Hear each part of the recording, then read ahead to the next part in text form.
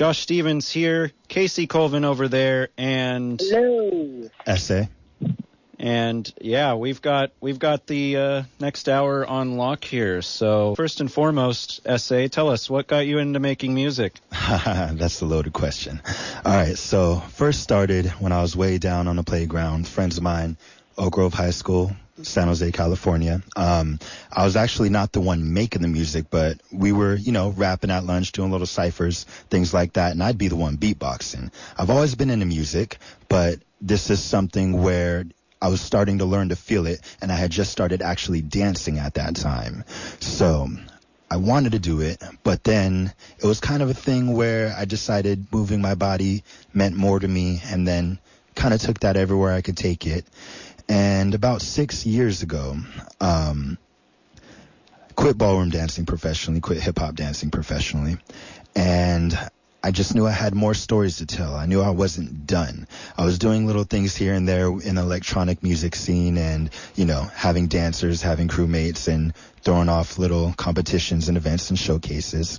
But I knew I wasn't done telling my stories. Now, can you go on more about showcases? I haven't heard of that. Well, showcases simply meaning, get a bunch of people together and they have talent, they have something that they can, show. Whether it's dance, whether it's some sort of visual arts, whether it is some sort of performance arts, could be a cappellas, could be speeches, could be music of their own, could be music without words, whole types of production and whatnot. I mean, could be anything really. Basically bringing people together to showcase their art forms. This question talks about the whole view of our law enforcement, so this might trigger some of our demographic here. So given the looting that has taken place in our area, thanks to those wanting to take advantage of the wildfire victims, this is here like in Santa Cruz County, possibly up in Santa Clara County because of the SCU lightning complex, but for us it's the CZU wildfire complex. I can see one point of needing the police. However, when they enforce frivolous laws such as existing at a Vista Point late at night, I for one tend to be unsympathetic for the law. With that said, what is your views on the police as a whole? And do remember, we're on radio. I remember. All right, so we can date this back to the 1600s with the Night Watch. We can talk about the war on drugs in 1971 with President Nixon and everything they were doing to ultimately get people, take people, not mind their own business, and shut people down, whether they were bothering somebody or not. Understandable, of course, if someone's out to get something from someone else, and you are out with malicious intent trying to hurt another human being, then yeah, sure, maybe we need some order. But fact of the matter is, with our current state of affairs, police and all that, they are not trained enough, first of all. Second, we needed to defund them. We'd be better off without them. The Panthers did it better back in the day. Now, with that said, when you say defund, you don't actually mean like completely zero out their budget, right? Because I imagine that's a common misconception. Nah. That is an extremely common misconception. When we say defund the police, we don't mean completely abolish them. We mean take funds from them, divert some funding into more aid, divert funding into drug counseling, divert funding into mental health counseling, divert more funding into arts programs, sports programs, boys and girls clubs, prevention programs, battered women, speaking of police, battered women in children's shelters, all types of things. Right. Preventative measures. Absolutely. Defund it and put it into things that are really going to help humans, or at least, train them more. I know girls that have spent years in cosmetology school. I got brothers and sisters that go for massage therapy, that go for all types of degrees, trying to study, digging in the earth, trying to be scientists, whatever the case may be. I know people that study 2, 3, 4 times as long as folks you give a badge and a gun and power trip. That well said. So tell us more about the team, or if it's just you being the team, that makes Essaye happen. I am Essaye. Essaye is me. There is really no team behind me. Everything that I've done, honestly, as far as accomplishments concerned. Now, not to say there haven't been people that have helped me along the way. I've been in some really, really bad positions, and I've had quite a few folks throughout my life when I was down bad or, not doing too well in life, less fortunate, whatever the case is, that have helped me on the way. But as far as who I am, my identity as an entertainer, my identity as a young black man in America, Essaye, Sins Advocate, that is all me. That is all the creativity from my mind. That is all what I think of, what I produce, what I create to cope with what I feel inside and what I go through in life. Excellent. Now, when you wrote the song Blackout, was there a personal experience that drove you to write it? Oh, man. Experience with an S at the end. There's quite a few. So I'm not going to exaggerate this at all. I pride myself on keeping it real. I've learned early age, don't fake the funk.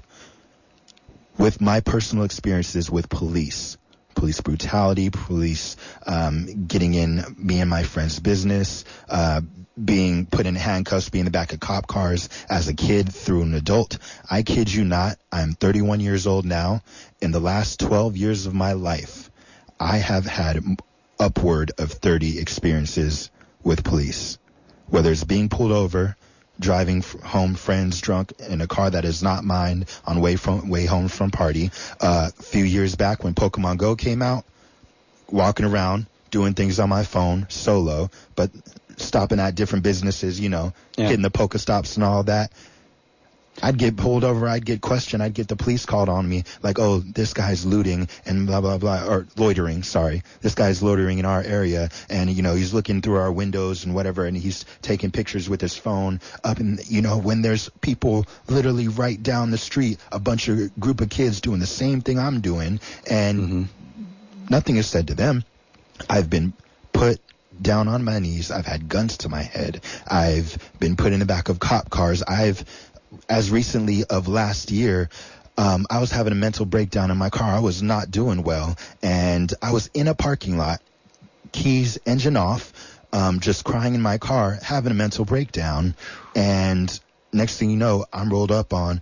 My girlfriend's all worried because she hasn't heard from me, and I'm taken to a police station for what exactly? Being a danger to minding my own business and trying to work my own stuff out for no reason. I don't have a single thing on my record, and I've been to court around 10-ish times in my adult life. Oh, that's phenomenal. And for those of you listening and are like, what the heck is Pokemon Go? Because I know we have people that are well experienced, but also don't embrace, say, the smartphone life. That's another case. And basically it's a game where you are catching virtual Pokemon or the virtual characters, to explain it even further down, and you got to do that based on where you're at. You basically walk around all these businesses, or you take the bus and you go around at rapid speed trying to get them and do all the battles and stuff like that. And just, wow, man, that breakdowns in the car. Now that's the only thing I can relate to, and that was actually like, I felt the emotion there, and goodness gracious, I can't believe that, like, that's what you deal with there. And it is what I deal with. I can't even deal with my own mental health, which is a whole nother issue, without someone getting in my business. It's not like I was driving sporadically. It's not like I was yelling, screaming, anything like that. I was in my car, shaking, head moving back and forth, engine was off, in a public parking lot, and someone couldn't mind their business enough to let me work through myself. Got it. All right, quick segue. It appears that we just received reports. Sorry to segue from this, but no worries. There's an accident northbound 101 just south of San Miguel Canyon exit, and it looks like there is a semi-truck rollover in the number 1 fast lane. We'll have more details on that in about 5 minutes when we reach the bottom of the hour. So, moving back to discussions here, this will be another great one. One of the common misconceptions about the BLM, or Black Lives Matter. Sorry, folks, we're not talking about Bureau of Land Management here. Movement is that it incites the evildoers, such as the looters and rioters. Meanwhile, some say it's also the result of so-called Marxists. How do we clear this bad rep up? First of all, the results of so-called Marxists. How about the results of untrained, power-tripping police? How about the results of years and years of oppression and inequality, segregation turning into integration, and people not being respected or cared for? How about the results of you looking at me and assuming something while I look at you and just want to be equal? These aren't the results of Marxism. These are results of people simply fighting to be respected, to exist. Now, as far as the looters and polluters are concerned, I can't say that word on air, can I? There are agent provocateurs everywhere. Here's the hard truth about this. The amount of protests I invite anyone listening to go to see and understand, see the pain, see the fear, see the simple necessity to breathe and be looked at as an equal by my people and by our allies that are out in the streets constantly fighting back against a system that does not care about us, against a system that is quick to look at me and say, oh, he did it, over anyone else, even if the culprit is the one who's pointing the finger to existence, where I have to prove myself with dang near every conversation I have with people. You look at me and you look at someone I'm with, you look at me and you look at anybody else, and I'm automatically going to be that person that the blame, that the finger's pointed at. Oh, he's a big, tall, black, unapologetically proud man. He must have done it. It must have been him. He's probably aggressive. He's probably this. He's probably that. He probably can't apologize. He probably, is quick to just get rowdy and aggressive, and he'll probably be the one to strike first. And this is a great segue to my next question, which is, what is a way that I, or many of us as non-persons of color, work to understand the struggles in which the POC community is burdened with?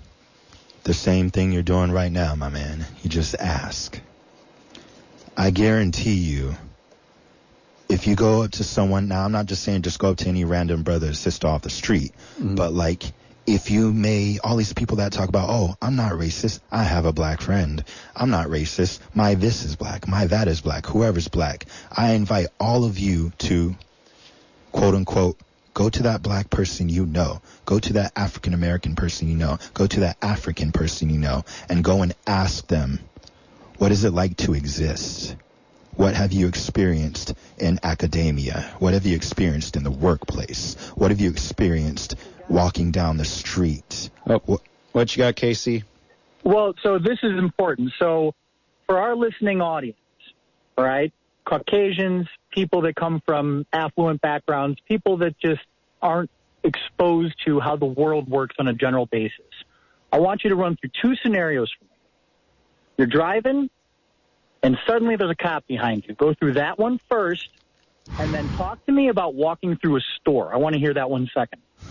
Oh, my God. Even my heart also stops anytime I see a cop behind me. Even if I'm, like, going 5 miles below the speed limit, man, it's by design. Because it's like, to me, that experience, and I know it just pales in comparison, but I just think, oh, geez, this is going to get expensive. But it pales into Essaye's story. See, Josh, I'm glad you said that. Don't mean to interrupt you, but you're absolutely right. Your experience to what I feel every single time I see the boys in blue, every single time, since the first time I got put in handcuffs defending myself and friends in a fight at school when I was 15 years old. From the first time, from then till now, it never ceased. Every single time I see police, my heart jumps. I'm not a nervous person. I am very, very confident in myself. I'm very, very confident in my abilities. For richer or poor, I can have $37 in my account, and I know who I am. Right. I know dang well who I am. Every time I see police, it never fails. My heart freaking stops. when I'm pulled up on, when I'm rolled up on, the first thing I do, it's been maybe about the past 6-7 times, the first thing I do, if I know I'm the one getting pulled over, even if I'm not driving, I'm going Facebook Live or I'm turning my camera on and I am recording. That's the first thing. Anyone I'm with while I'm driving, just so they can see my hands, just so I can know that I am not a danger to them, or I at least can do my best to present myself as not one, is I tell someone to start recording, because it never fails. I'm not believed off of my first answer. I'm not believed. I even say it in my song. I'm not high and I'm not drunk. I have no priors or no drugs, no knives or gun, but I'll be danged if you think you could kill me just for fun. Like, I'm worried, man. Every time. And what's so important is the recording. So that's a key thing that I think that listeners in general should know, is that for me personally, when I do work in security, right? So when I'm doing an arrest, I have a body cam. My colleagues have a body cam. Why do we have body cams? Because we do good work. And I'll stand behind my work on high-def video. I work in casinos. I'm on it, right? But recording is your best defense when you think about it, because you can not only show the treatment that you've endured, but God almighty, man, I've seen the Facebook Live when the woman's in the car and the cop asks for the registration, dude reaches over, and he gets killed, and that's on Facebook Live. Thank God they had that, you know what I'm saying? Yep, right. That man was shot. So you didn't manage to really share the story of writing the song Blackout. So what did we miss? Well, so that song, first of all, believe it or not, the last verse of it, which you'll be hearing in a couple minutes, the last verse of that song was 100% freestyled. And for those who don't know, freestyling is when you, without any inclination, without any particular verbiage, written or spoken, is when you, off of the top of your head, simply create something beautiful. It's not a very easy thing to do, but when it happens awesomely. Now, with this song in particular, I had a whole breakdown. This was a few days after George Floyd happened, and I was just enraged. I wanted to go out. I wanted to do bad things. I needed to release. I needed to exercise, but I wasn't sure, how to release my anger because, I wanted to still be safe. And ultimately, that song came from it. Wow, and ad-libbing, that's such a fun thing to do as well. So, I mean, that's kind of the beauty. Jump in here real quick. So the best freestylers, Essaye, okay? So the 2 moments of sheer hip-hop magic that I've seen, no one beats KRS-One. I mean, KRS-One melted my face off. But Jay-Z, now that man's worth $1 billion, and dude held the mic for 34 minutes at the Forum freestyling. It was sick. So who are your favorite? Who's your inspiration for freestyling? Well, see, I am not much of a freestyle artist myself, but when it happens, it happens. I'm much better with dance doing it. But as far as music is concerned, there's a man named Locksmith who is absolutely phenomenal. I encourage anyone that's into real hip-hop, but also awesome wordplay, linguistics, everything, to search up Locksmith on Instagram or anywhere. And his... Just like it sounds, Locksmith? Yes, sir. His sounds will inspire you no matter who you are. Essaye over here. Yeah. We've got Casey over there, and we've got yours truly, friends. Josh Stephens, or as MZ loves to say, Josh Stephens. I love MZ, great American. Yes. Super quick, because Essaye, we're going to go into your song, and I don't want to start it off on a down note here, but good. When we're talking about, and you have a wonderful voice, by the way. Oh, thank you. When we're talking about going out and confronting the police, because just for the listeners' edification, Josh is pretty much one of my only white friends. I don't really know a lot of white people in L.A., right? And I work in security, so I've already said this 100 times. White people, by definition, usually aren't in security. They are typically not built for it. They don't have the stamina for it. So I work predominantly with blacks and Hispanics, and my bosses are always black. So we're talking about rolling the dice 1 in 100 when you go out driving, right? For white people, it's like 1 in 1 million you'll get pulled over. Black people, you're scoped for it. Yeah. I want to talk about the everyday occurrence. Talk to me when you walk through the store door to when you leave. Talk to me about the black experience in a retail store. You know about Spider-Man, right? Yeah, I do. Talk to me, Goose. See, I just dated myself with that quote. Yeah, talk to me. What do we got? So, Spidey sense, tingling. Ooh, yes, sir. Yes, always. I walk through a store. It could be a clothing store. It could be a grocery store. It could be a hardware store. It could be AutoZone, anywhere. I guarantee you. And at this point, I just look just for kicks. I pay attention to every single employee of any store I'm working at. I know where they're at, especially security. And any given time, I'm in a store for 10 minutes. I'm getting checked up on, and there's a difference. There's a difference between great customer service and harassment. I'm getting checked up on. I'm getting looked at frequently. Yeah, frequently. Exactly. It never stops. With the classic... Now, talk to me real quick about the holidays, dude. So the holidays are supposed to be a happy time, and you go walking in going Christmas shopping. How does that make you feel in your soul? Personally, for me, holidays are a loaded thing for me. They're not my favorite parts of the year, but I can answer to an effect where they are great times. I can go out, and the great thing about it is that places are so busy, they're not exactly looking for me, quote unquote. They're looking for people that are being sporadic. They're looking for people that have attitudes. They're wanting to calm down and appease the masses. They're wanting to, prevent things. But their loss prevention, I go out, I'm typically always getting my receipts checked. There are often times where the people before me or after me are not, and they don't look anything like me. Terrible, man. But it is an absolute thing. I get profiled very frequently. Mm-hmm. Mm-hmm. And something else, Josh. So I am very, very vocal about looters. Right. I am very, very vocal about anarchists. And let me tell you something. From the rioters that I've seen and the felony acts of vandalism and violence I've seen, dirty white people. I don't see black people doing this. I see dirty white people committing the violence, and that anarchist with the flamethrower, white kid, red hair. Wow. Oftentimes, like I said earlier, agent provocateurs. There's a lot of people out here that are not in it for the equality. They're in it to raise chaos. They're in it to take advantage and point the fingers some more. While we're out here screaming, not breathing, trying to fight for our lives, they are there to simply cause havoc, cause ruckus. There's been proven testaments about undercover cops and undercover people there literally just to vandalize, just to loot. But fact of the matter is, you want to turn that back on our mission, our message? Talk to me when you recognize... It's polluting it. It's terrible. They're taking advantage of it. And what I don't like, Essaye, is that these white anarchists, these privileged unemployed, will never have the chutzpah to start a business anarchists.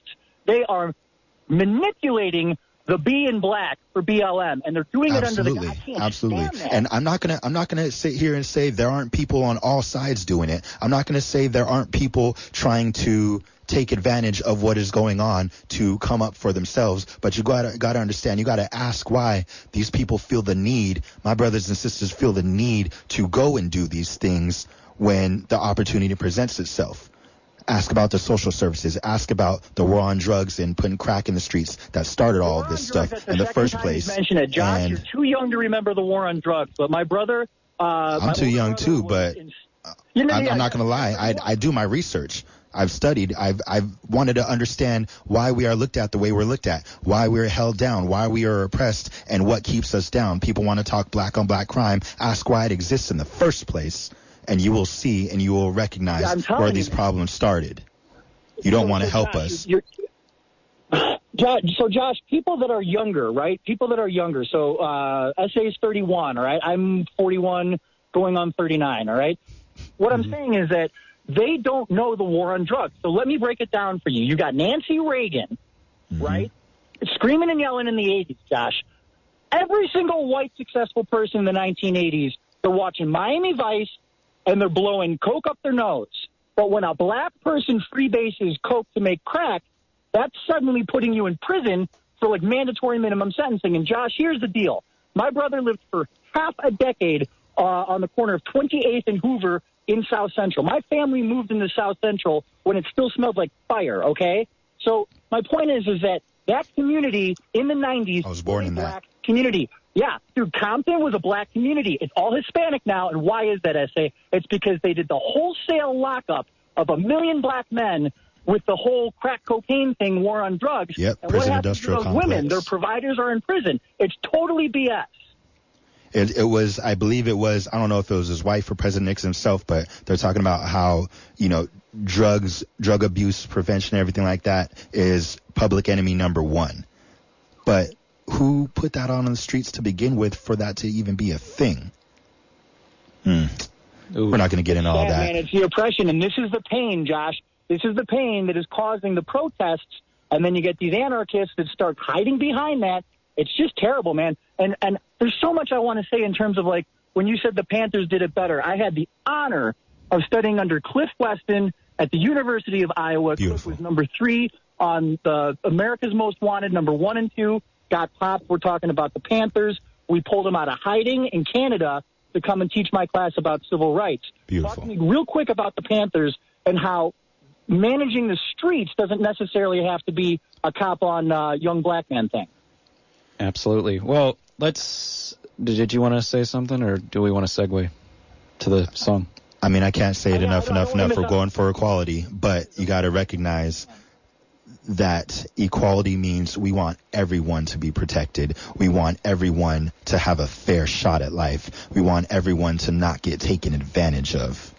Not just people who we can point the finger at and say, oh, hey, it's your fault. Oh, what are you doing? Did you do a crime? Or better yet, is there a way I can frame you for doing a crime? Is there a way I can put this on you so we can have someone else to make money off of? So, dude, to keep it real, the whole reason I did private security versus become a police officer, and I got bugged by Chicago police until the day I was too old to be the police in Chicago. I never chose to be the police because when I was growing up, it was a very racist organization. I have nothing against CPD now. I just know what I heard and what I saw when I was growing up. I didn't want to be a part of it. Mm-hmm. So, man, Josh, I know we got to get this guy's music on the radio, but seriously, anything Absolutely. that I can personally do to help you, man, because I am very integrated in the hip-hop community. I encourage you to check out on Facebook, go to Save K-Day. I saved 93.5 KDAY from going off the air. I stopped a Chinese hostile takeover of that station. I'm very well connected in the hip-hop community. I got Steve LaBelle and Speed Dial. Anything I can do to help you, man, and if you're up in the Bay Area, shout out to E40 40 Water. That's a great American. Yeah. Oh, yeah. Check out hiphopforchange.org, run by Coffrey J, based out of Oakland, California, who is actually the person that is featured on this song. I pulled the man out of retirement. He had stopped making music for a little bit, and he is the man featured on this song we're about to get into. I love it, man. This is a celebration of your music. You're a very, very wise man, and Josh, I would highly encourage you to have this man back on the air. It would be an honor, actually. Yeah. Well, with that said, you want to ring it in Essaye?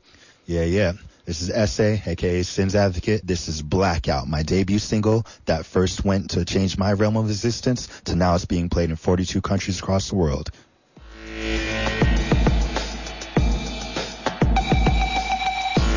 The revolution's already televised. We doing this for ancestors and our allies. D-I-G-I-T and WE don't come at me for simply driving down the street, cause my skin color is all I see. We call it DWB. Sir, may I see some ID? Here's my license. Anything else? There's a quote I need to meet. Yeah, what's that supposed to mean? It means today's my lucky day. Keep your hands where I can see. You gotta be kidding me. Step out of the car, please. I think I'd rather not, cause if I twitch and you can jump me, I'm the one who ends up shot. I know my righteousness is not about to go the way you want. Started recording, you pulled up, not that you ever give up.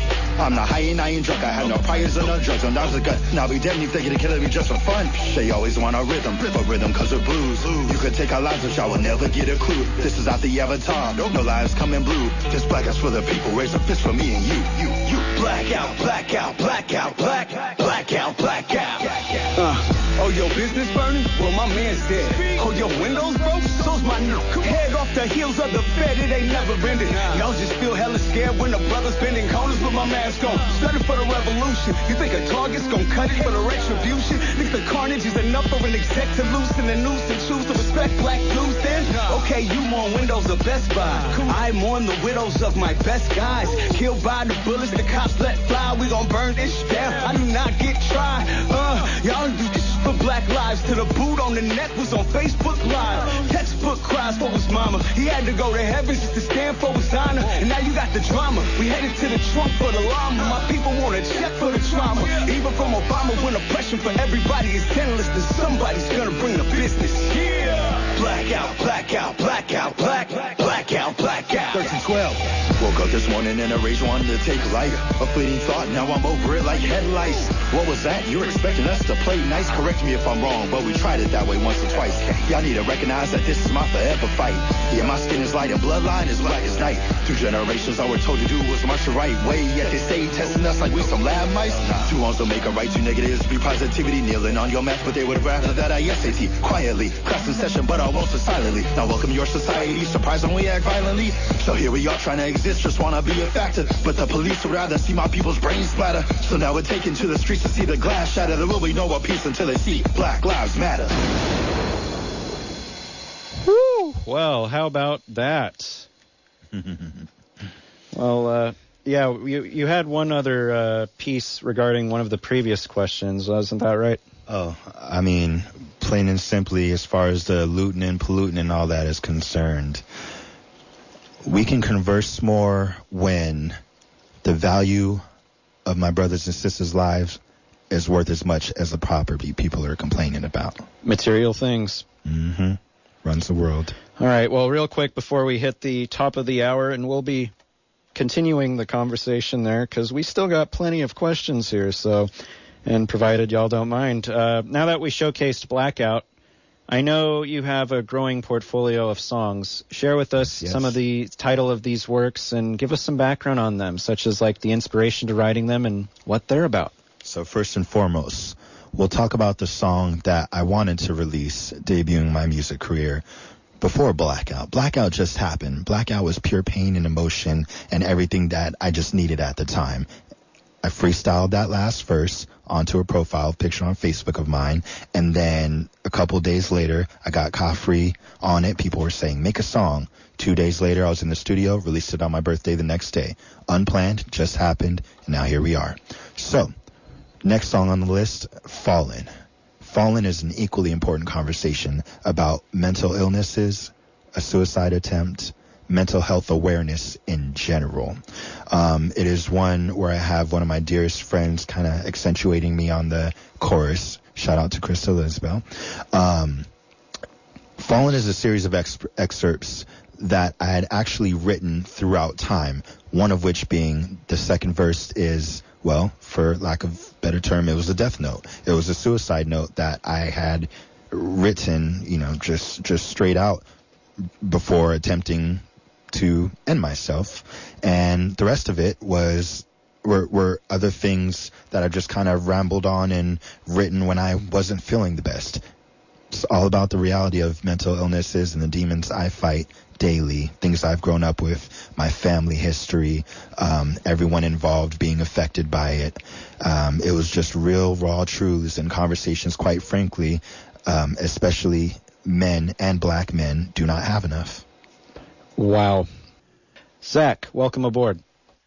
Oh, thanks. I'll be real quick. Hey, I like the song. I like the message in it. It sounded familiar. And by the way, you have a great temperament to be a police officer, I think. And I don't want that to offend you. I think that I want cops to think like you know, to not care, to think egalitarian, you know, to not care about race. I hear you. You know what I mean? And that's good. I like that you think that way, and that what else was I going to say? Thank you. Yeah, and being a police officer, there is a power trip involved because, you know, the thing is that they're put in charge to enforce the law. So you're right. There is. I mean, call it what you will, but it is a power trip, and we just got to just stay safe, man, and submit and just do what they say. And like you said, you know, let them, you know, see where your hands are, because I've been in that scenario too, man. I hear you. Nah, so I appreciate the appreciation, but a couple things here. First of all, there's only so much, you know, doing what they say and submitting and just being the quote-unquote good boy that can happen when there's no excuse for what they ended up doing after. Like, you got to understand that doesn't get us what we need. That has gotten people killed just the same as acting out, just the same as being afraid for our lives, just the same as reaching for a registration, reaching for a license, reaching for whatever, has literally still gotten people shot. There's, you know about Breonna Taylor, right? I don't. Yes, I've heard. Yeah. Yes. Okay, so you know how she died? Yeah, she was. It was like I think she was reaching for something, then the cops opened up. Oh, she was asleep. Mm-hmm. She was at home. I did not hear about that, apparently. Yeah. I know who Breonna Taylor is. I didn't hear the whole story, though, apparently. So here's the wild thing, and here's the thing about cops. Did you know, I don't know if it was 40%, 60%. I don't want to get my facts wrong. I don't want to say something that, if I don't know what I'm talking about, whatever the case is. But did you know about 40 to 60% of cops beat their wives? Oh, wow. Yeah. I did not know that, no. Yeah, we talk about power trips. Power trips stem from toxic masculinity. Toxic masculinity stems from men's need to feel that they need to have control over everything, over every single situation they can in life, whether it's their friends, whether it's their family, whether it's something not happening they don't like, whether it's them taking a loss, they go and cry about it instead of embracing it and then having a minor setback to come back and, learn from their experiences. Now, imagine toxic masculinity paired with a gun and a little piece of metal that says you have authority over someone else's life.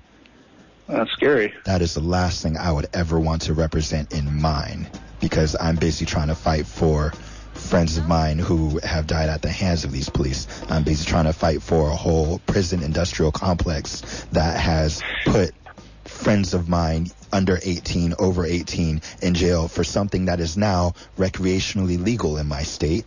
And there's so many powers that be.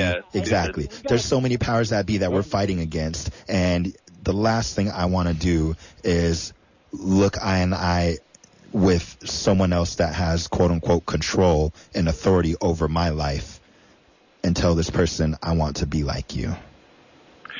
Well, here's what I'm saying. You don't have to say all that, but respect, I know, because I understand the way cops think. I'm not a cop at all, but they respect with them initially goes a long way, and man, it's amazing. Like, they'll just sometimes let you off just without even a ticket sometimes if you just go, just respect and let them talk their nonsense or whatever. I don't mean to cut you off, but I don't know how long you've been listening in, but I wasn't exaggerating when I said I've had 30-plus experiences before I was 30, after 18 with police. I don't have a single thing on my record. Wow. I've gotten out of every situation, even the ones I've had to go to court for. Not a single thing. If I give someone my ID, run my numbers, run my plates, whatever the case is, you're not going to find me on nothing, because I have, been smart about it. But then also, it's kind of a luck of the draw. That doesn't mean I haven't had guns to my head. That doesn't mean I haven't been put in the back of cop cars. That doesn't mean I haven't been in situations where I've literally worked for cannabis delivery companies and gotten through delivering someone their package and then getting rolled up on with X amount of money and product with me at the time and being told that my life is over. Whether they mean it literally or they mean they're going to put me in their backward system. All types of things have happened. Alrighty. Wow. Thank you for your input. That was just like, it's good to see that. It's good to see folks trying to also find the common ground as well. Like that, we need more of that in America. Absolutely.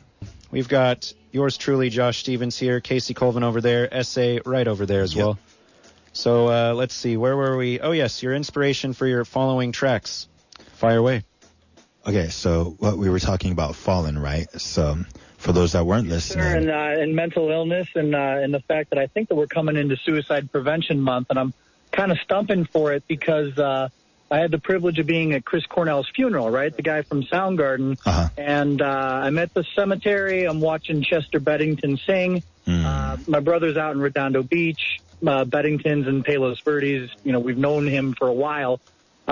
Dude sings a beautiful a cappella in honor of Chris Cornell's suicide, goes home and hangs himself from a ceiling fan. So I think it's very important and compelling that you're not only dealing with racial profiling, the fact that you can get pulled over, reach for your cell phone, and get killed.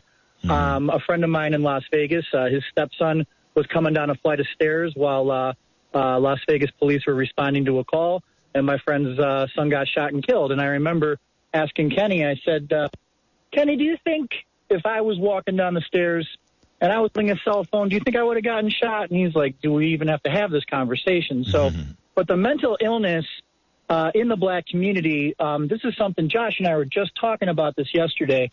I'm hoping to have a guest on the air, a guy named Jerry McGuire, famous psychiatrist. I used to work on a drug development with that guy, and we worked on a schizophrenia drug called olanzapine. It's now, the trade name was Zyprexa at the time, but it's on generic now.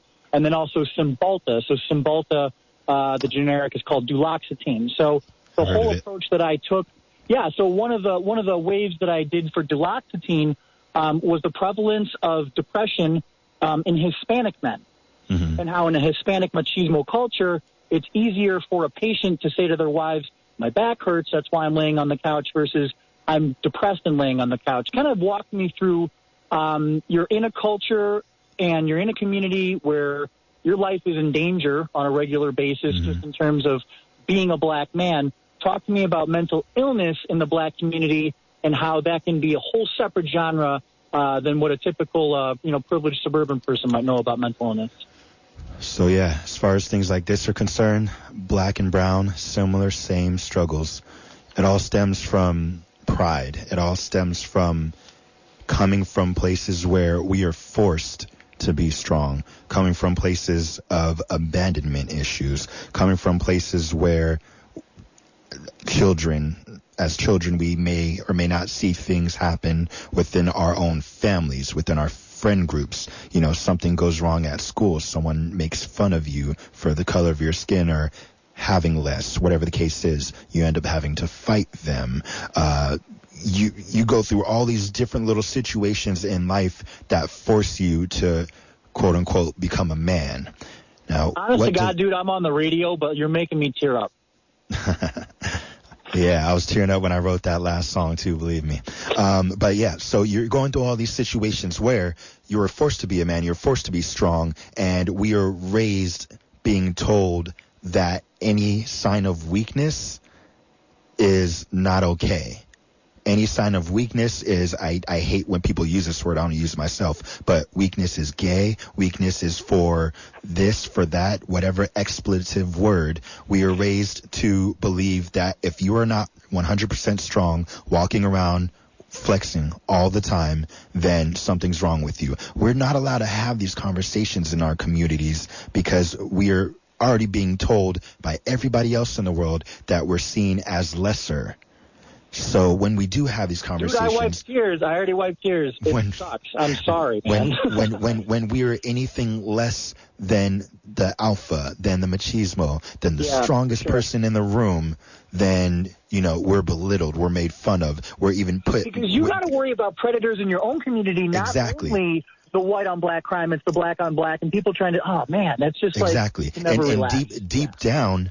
And deep down, you end up building more of a wall, and you end up going deeper and deeper and deeper into your own mind and your own soul and your own heart, and saying, well, I guess I just got to be an a-hole. I guess I just got to, show no fear. I guess I'm not allowed to have tears. I need to be the one. In a romantic relationship, when you meet somebody you like, how do you open up? How long does it take you to break down some of these walls? Do you have to date somebody that's also been through similar life experiences? Like, talk to me about that. Oh, man, honestly, not even the case anymore. I can show my emotions, but I need to trust somebody first. I can show my emotions. I am comfortable with who I am. I learned to express initially through roller skating and dance, and I ended up making a career out of both because I learned how to exercise my demons. I learned how to exercise my emotions because I didn't really have anybody to talk to about these things with the upbringing that I had in particular, but I started to recognize that if I didn't express, I would be stressed.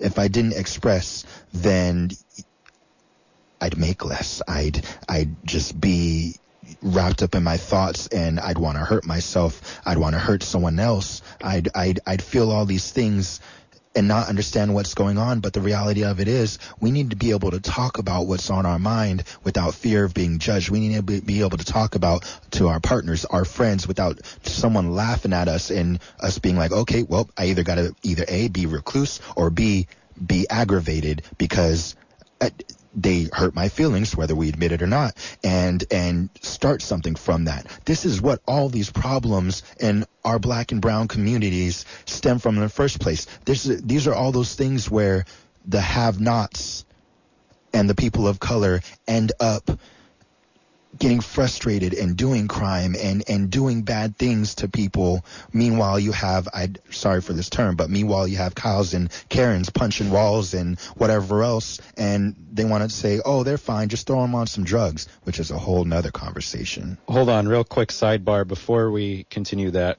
You said roller skating. You do inlines or quads? Oh, quads, man. Soul skating. You've seen Roll Bounce, seen ATL. When those came out, I was working at a skating rink. San Jose Skate, Aloha Skate. World of Wheels, man, in my neighborhood, man. Yeah. Nipsey saved World of Wheels right down there on Pico. Yep, I've skated there. I've competed there. I've had a couple battles at Worlds of Wheels down there in L.A. Dude, when I was a kid, one of my friends, he grew up with Mark McGrath from a band called Sugar Ray, and he was in this music video because, like I said, we used to kick it down in South Central on 28th and Hoover. They lived on 28th Street. Dude goes and does a music video, and then he comes back and shows it to us. And it's whatever that Sugar Ray song is when everybody's skating around. I think it's every morning. So fun, dude. Roller skating is the best. That's an awesome music video. I hope you use roller skating in your videos, dude. It'll happen eventually. Trust me. I got back on them about a year and a half ago.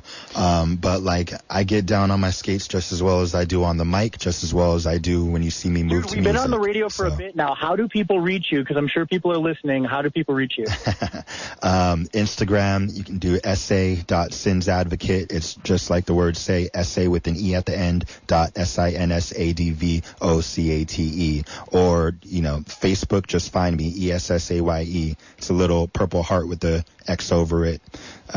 You'll see me. You'll find me. Cool.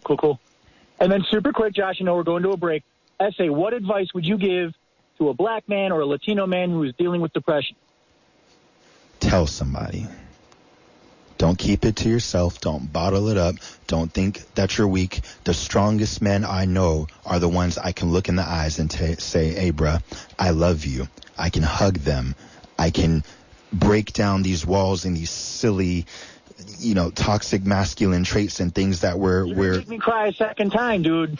Things that we're told are not okay. It's okay to be not okay. Mental illness is not a crime. I love that. That's a good headline there, right there, Josh. Amen. But first, I got to ask Essay one of the callers' questions because, he basically went away, I guess. We scared him or something. I don't know. But anyway, caller asks, where did you get your statistic on cops beating their wives? Google. Plain and simply, all the information on the internet's out there, folks. There are plenty of studies you can read. We don't have time to cite sources, as my man said, but Google it. We've got Josh Stephens here, Casey Colvin over there, and our guest, Essaye. Welcome aboard, folks. So let's continue the deliberations here. I'm going to try and get us back to, did you want to go to the talking about the continued titles, or do we want to continue the questions? We got to jump in real quick to what I was saying before, because I knew we were going to catch it in the shorts, Josh, and we did. Now, here's the skinny. What is it? I'm going to paint you the picture of, I already mentioned before I did private security versus going into the Chicago Police Department, because 20 years ago, when I first started dabbling with the idea of being a cop there, I saw some, things that made me uncomfortable. So Every cop that I know on Chicago Police, I love them dearly. They are truly family. I am like best men in their weddings. I'm giving speeches and stuff. I love their families to death.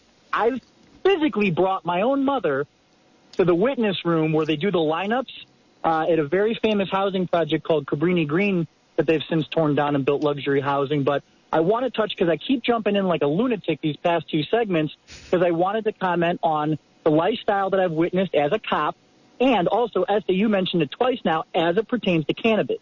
Now, here's the skinny. So you go to work, and the worst call that you can get is a domestic. My understanding of a domestic is that's the number one time that you get shot as a police officer, because you're going into a situation that's hot, it's a crime of passion, and you don't know what's going on, and when you get to that door, you're not welcome. So a domestic violence call is the number one reason why you say a St. Jude prayer, and then you call your wife. Every field training officer in Chicago teaches their cadets, when you go to a domestic, you call your wife or your husband, and you talk to them before you go. And that's a fact. So my point is that you go to work. Work is bad. You're dealing with mental illness. You're dealing with people with Hep C spitting in your face. You just had to deal with a needle that went through your glove that you thought was going to protect you. You had to respond to that domestic. You got hit in the head with a frying pan. You had to call your wife. She's still mad at you about last night. Now, why is she mad about last night? When you get off of work, Josh, it's 4 o'clock in the morning. So you have certain cop bars that you go to after work in Chicago where you can roll the booze all night because the liquor licenses vary. You step across the alley, you're in Cicero.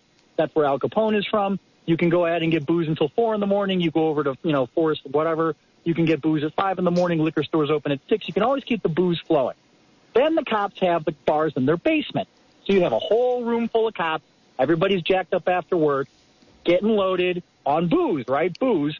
And then the guns come out and the stories come out and words come out that I'm not comfortable with. My point is that these guys can't go home and smoke a bong. It's against the law for these guys to interface with cannabis because back in the day, similar to what Essaye was saying, before weed went mainstream, it meant that there could be collusion and funny business on the streets with Los Carteles who were moving the weed around in the city of Chicago back in the day. Now that weed has gone mainstream, I think that there should definitely be an argument that cops can use cannabis not only for pain, but they should also be able to use it for psychological release. Because here's the deal, dude. When you're citing domestic violence, I am not commenting on anybody's business. I know cops that I'm friends with in Chicago, when they get off of work, getting loaded on booze, and who knows where that goes, man. I mean, I put down the bottle almost 10 years ago because I just don't like waking up in the guest bedroom and she's mad. Why is she mad, We're arguing about what? It's just stupid, you know what I'm saying? So it's like you're never going to lose control as far as I'm concerned. A lot of it's not reported. Smoking a fatty. Well, that's true. But my concern with that is, they do whatever they choose to with that. All I know is that I still have friends in jail and serving sentences larger than certain kids of non-color that have done things pretty particularly heinous and get out the next day, next week, next month, whatever. So, that's a loaded conversation to have. Planting evidence, too, and I wanted to comment on the cookie jar. Yeah. So the police that I know, they are hardcore. All right? I'm friends with dudes that were on the Jump Out Boys. The Jump Out Boys are these unmarked vans that they used to roll around in the worst neighborhoods in Chicago. Open come the van doors, 20 cops pile out, and they rush on the guns, right? Guns are very, very serious in Chicago. So you need to use the element of surprise. I know cops in Chicago. This has nothing to do with my local law enforcement. I'm not commenting on that. I'm commenting on 20 years ago in Chicago, you got the cookie jar. Being a civilian, right? I'm not a police officer. I remember opening up these cops' cookie jars. They always have it on the sink, right? And they are the most phenomenal drugs. They're all individually bagged. You got the hard stuff. You got the not hard stuff. And I remember the cops would joke because I was a civilian. If you want anything, it's in the cookie jar. So I asked the guy one time, why do you have all this stuff? Because I am familiar with the situation where they did plant drugs on a kid and this is what had happened. Kid shoots a pistol. Cops give chase. Kid ditches the gun. They catch the kid. They can't find the gun. Now you have a guy that you saw discharge a firearm. You can't find the firearm. You don't have evidence. What does the guy do? Throws a bag of meth on the kid. Now I got you pinned up for a felony.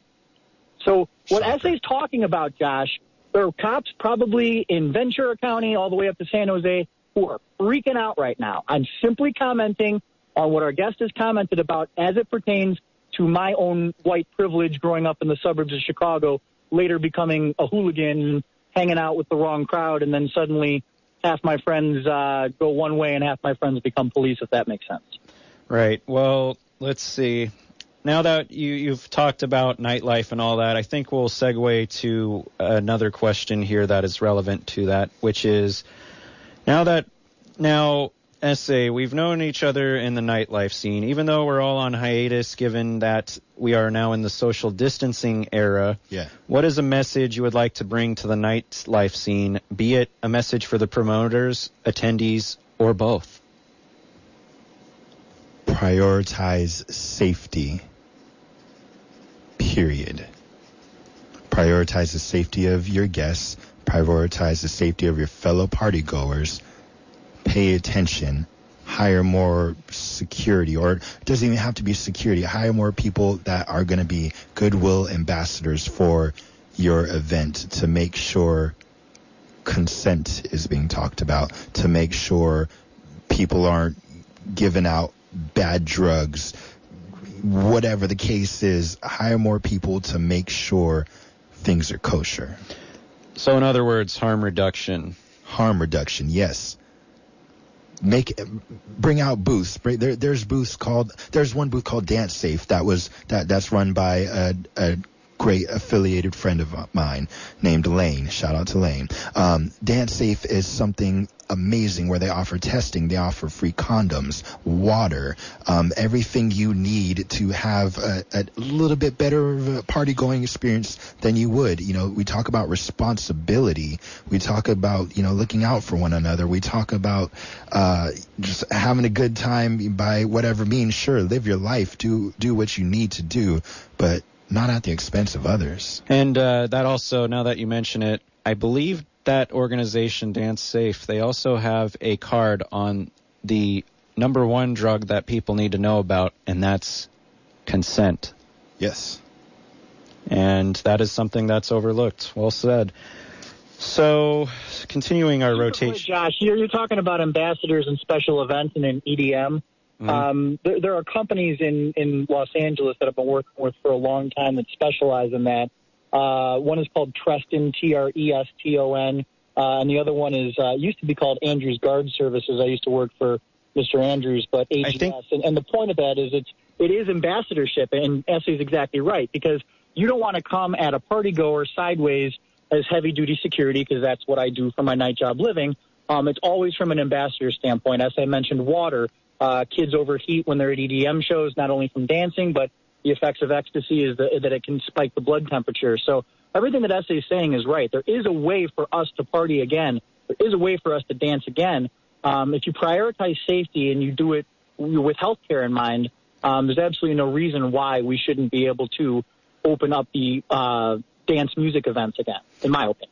Sure thing. Well, Essay, what was your biggest challenge in all of this year or yesteryear? Because, 2020 sucks for so many as is. The morning that Blackout was created, not going out and being bad, not going out and giving the man what they wanted in a state of digression and extreme bipolar manic swing and wanting to be violent and wanting to simply just not care and go out and be disrespectful.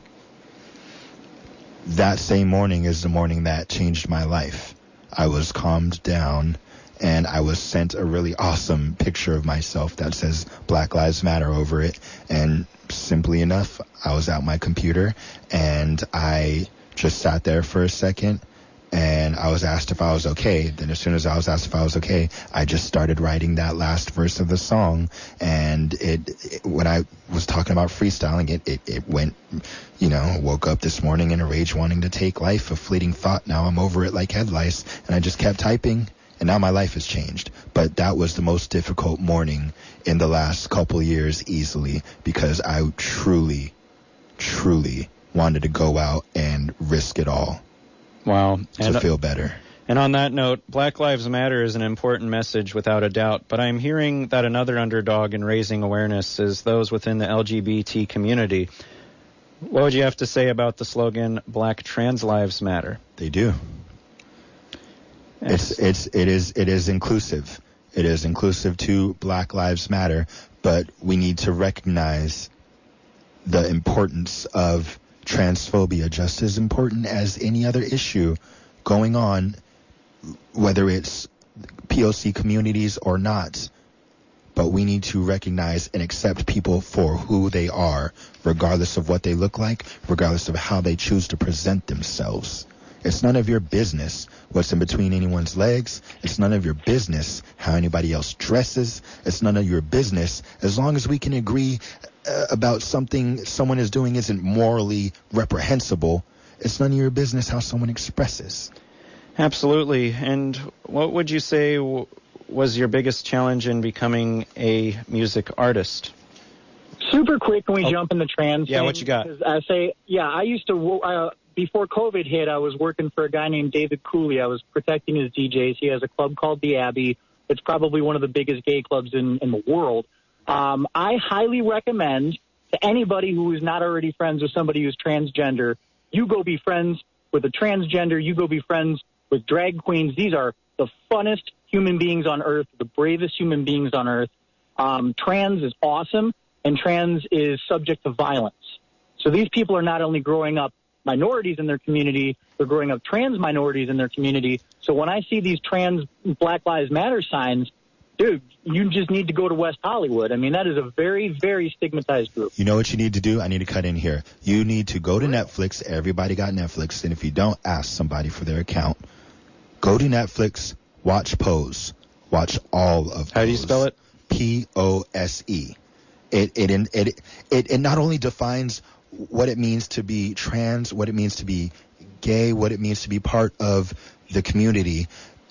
What it expresses is where electronic music came from, where Madonna and her whole Vogue song, she didn't make that up. That didn't come from her.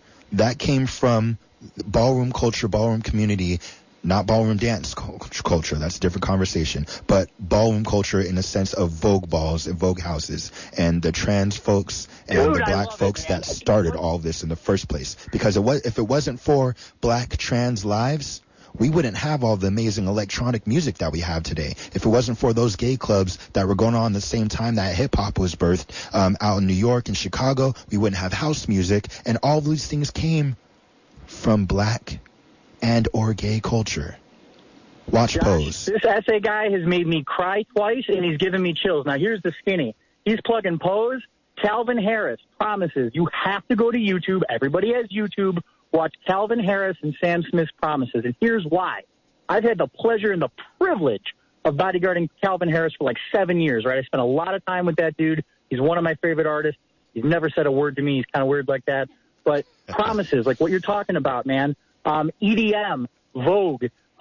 You just have to understand the minority trans experience and how you step out in a different persona.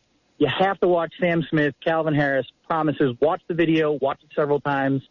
Dude, this guy is money. I feel like every time you talk, Essaye, it's like you got these coattails and it's like you're walking and I just got to step on them for a second and ride with you because you're heading. Our conversations tonight, Josh, are brave and they're original. Absolutely. I've lived a lot of life, man. My mama calls me a Renaissance man, and I've lived up to it from child into growing into one myself. My mom told me the second I open my mouth, I never stop talking, and it's a privilege to be on the air with you, man. And God bless MZ and Josh and KSCO, and shout out to Cammie. Yeah, we miss her dearly. But, you know, she's getting that R&R on. So when's your next release? My next release is... appropriately enough called C4, and it comes out on 9/11. It wasn't yeah, see, thing is, wasn't intended for it to be that way, but I'm waiting for my album art, and I'm trying to release it as soon as possible, and that is coming. Marilyn Manson has a big next house Friday. from being a shocking guy. Yeah, you go be shocking, whatever it takes to kind of pop, man. And do you have any advice? Because obviously I work in live entertainment a lot. Not a lot. That's like my lifestyle. So do you have any advice to artists who are currently not allowed to tour, they're not making money, the road crews aren't making money? Do you have any advice for people on how to pop, Absolutely. how to release a single? Like I'm working with a lady right now. She's releasing a single. How do you make it work in COVID? Be yourself.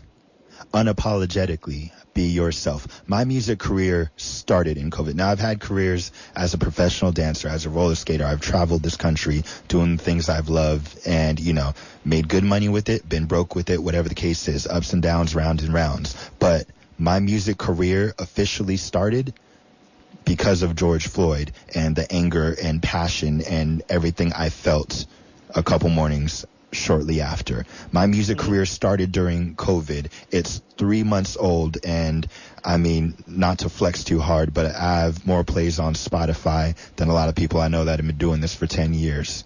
I was up at 36,000 2 songs in, and those were my Blackout, my Black Lives Matter song, and my mental illness song. But ultimately, it's about networking. It's about being yourself. It's about giving out a product that no one can deny. You may not be seen, but you will be heard.